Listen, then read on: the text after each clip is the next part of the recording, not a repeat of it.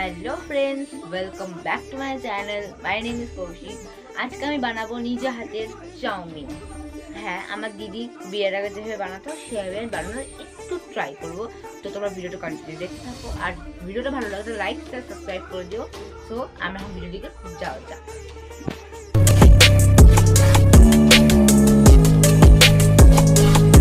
Guys, আমাদের কিন্তু গাজরটা একদম কুচি কুচি করে কাটতে হবে। ক্যাপসিকামও সে একই প্রসেস, ছোট ছোট করে কাটতে হবে। আলু যতটা পারবে ততটাই ছোট ছোট করে কাটতে হবে, না হলে কিন্তু পরে রান্না করার সময় সিদ্ধ না হলে কিন্তু খেতে একদমই ভালো। বিনস আর কি বলবো, সেই যেভাবে কাটি সেভাবেই কাটবো। পেঁয়াজ আমরা কিন্তু দুটো নিয়েছি, কিন্তু একদম ছোট ছোট করে কাটবো, না হলে খেতে একদম ভালো লাগবে না। আর পেঁয়াজে তোমরা দেখতেই পাচ্ছ যে আমার সব কাটা হয়ে গেছে।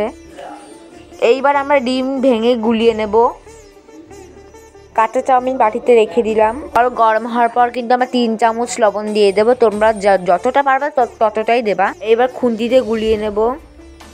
চাউমিন সেদ্ধ হওয়ার পর কিন্তু আমরা চাউমিনটাকে একদম নামিয়ে নেব ঠান্ডা হওয়ার জন্য। কড়াই বসানোর পর 3-4 চামচ আমরা তেল দিয়ে দেব। ডিম ভাজার জন্য আমরা দিয়ে দিলাম। এইবার কুচি কুচি করে কেটে নেব আমরা ডিমগুলোকে।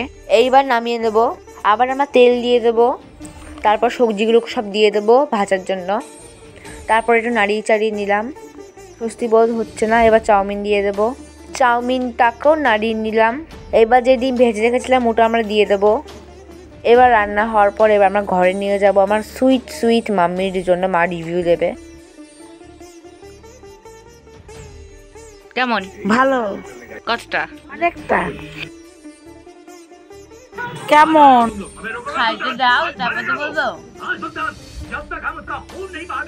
হ্যাঁ, ভালোই হয়েছে। তোমার চেয়ে তো হাজার গুণ আমার চাউমিনটাই ভালো হয়েছে। আমার রান্নাটাই বড় হয়েছে, আর আমার রান্না ভালো না। না, বলে আর করো না। বাই।